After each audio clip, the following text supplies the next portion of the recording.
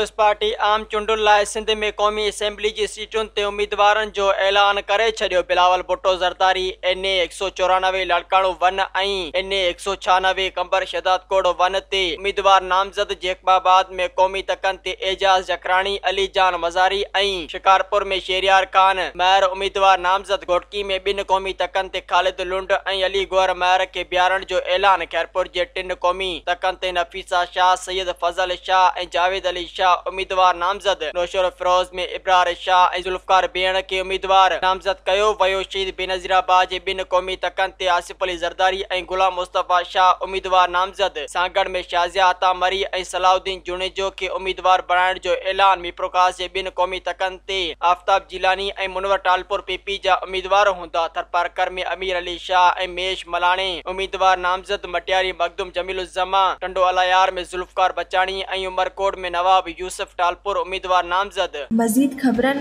ऐं तफ़सीलात लाइ विज़िट कयो असांजी वेबसाइट www.awamiNewsHD.com ऐं ॾिसंदा रहो अवामी न्यूज़ HD।